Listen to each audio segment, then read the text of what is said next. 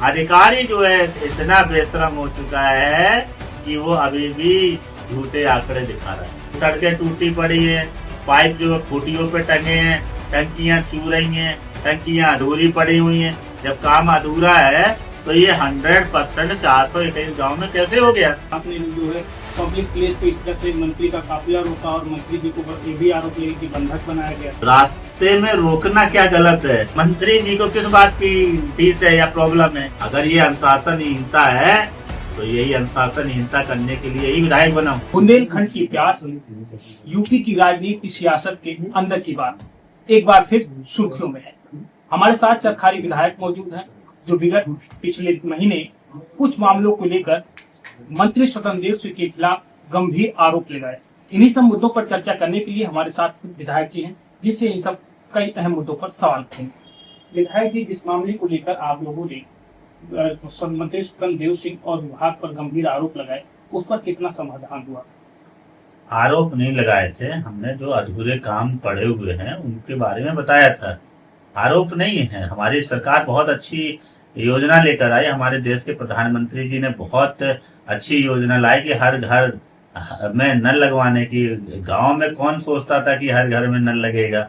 ये तो शहरों में कल्चर होता था कि हर घर में नल लगेगा, मगर गांव में कभी लोग ये सोचे ही नहीं थे कि गांव में कि हर घर में नल लगेगा। लोगों ने ये सोचा ही नहीं था कि गांव के हर गांव में टंकी बनेगी। मैं मतलब मोदी जी का जितना धन्यवाद करूं वो कम है, मगर ये योजना में कुछ कमियां हैं। उन कमियों को पूरा कराने के लिए मैंने माननीय मंत्री जी से कहा था। तो आपको आश्वासन भी दिया गया था, तो क्या कुछ हुआ अभी तक? आश्वासन अभी अधूरा है। अधिकारी अभी भी जो है मंत्री जी को गुमराह कर रहे हैं, झूठे आंकड़े दे रहे हैं। मैं तो मंत्री जी से यही कहूंगा कि मंत्री जी, आपने वादा किया था कि आप आएंगे और आइए और हकीकत को देखिए और एक बुंदेलखंड में बड़ी कार्रवाई करिए।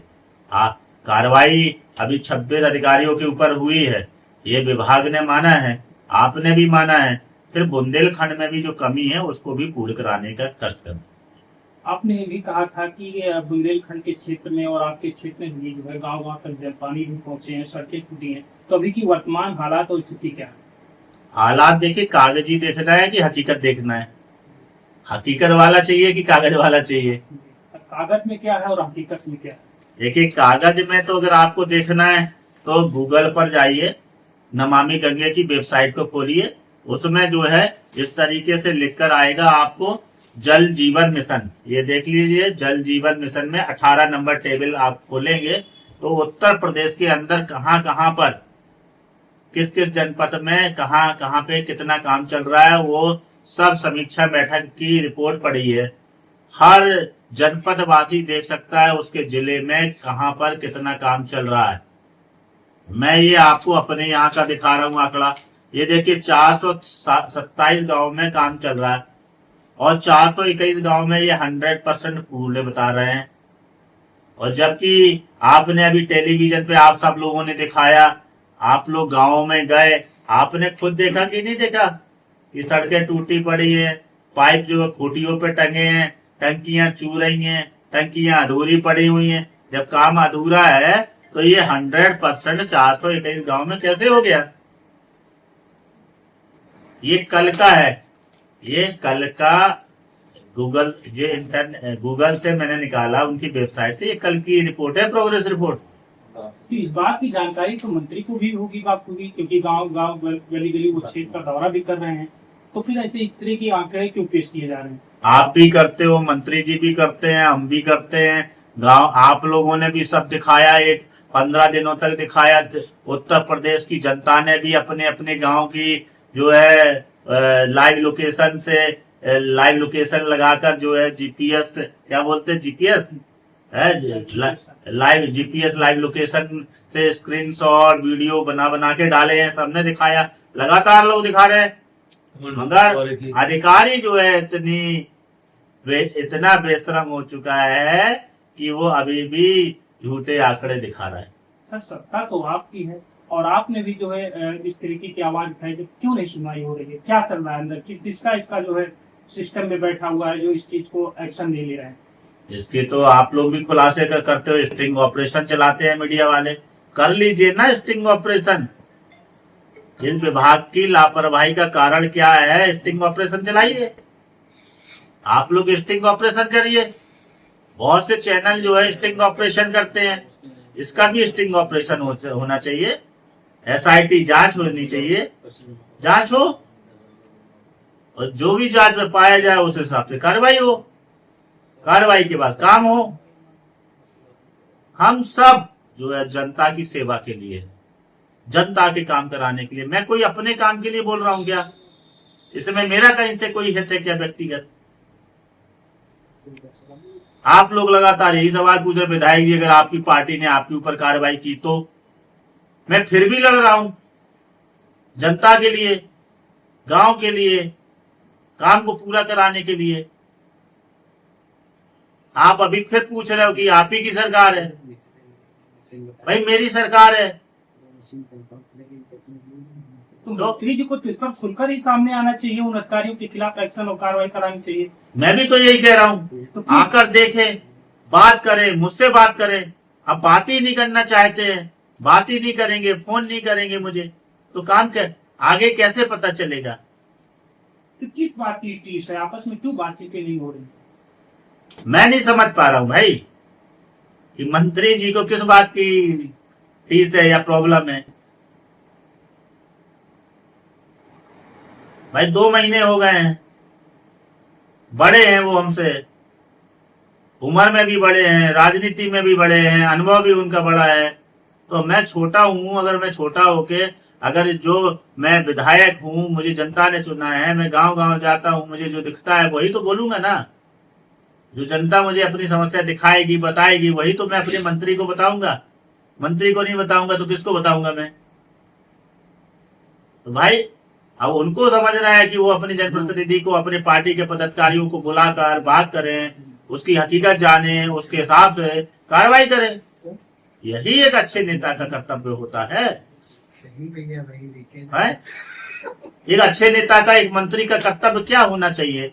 अपने विधायक को, अपने पार्टी के पदाधिकारियों को, कार्यकर्ता को बुलाकर हकीकत जानकर जो है अधिकारियों से काम कराए, और अधिकारी अगर गलत बोल रहा है तो उनके ऊपर कार्रवाई करे।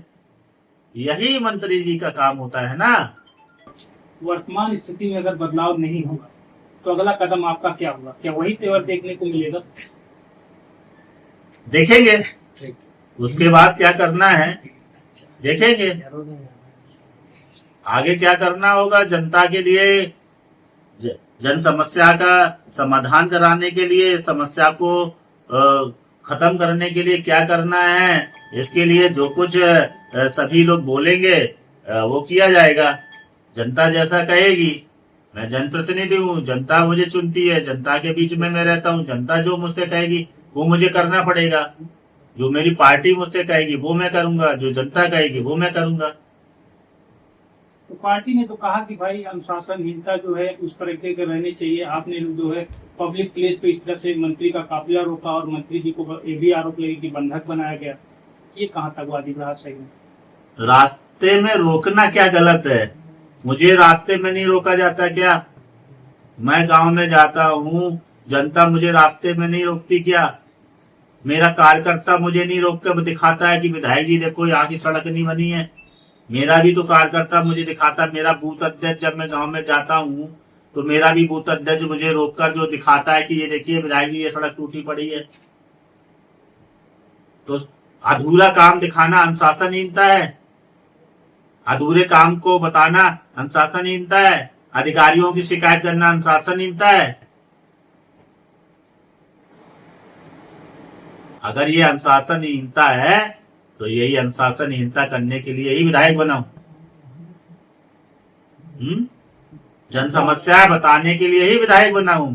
अगर इसे जो भी अनुशासनहीनता मानता हो तो मैं ये अनुशासनहीनता बार बार करूंगा। आगामी चुनाव है 27 में, अभी जो विषय है मैं उस विषय पे ही रहना चाहता हूं। 27 में जो चुनाव है वो हमारा शीर्ष नेतृत्व तय करेगा कैसे लड़ना है, क्या करना है।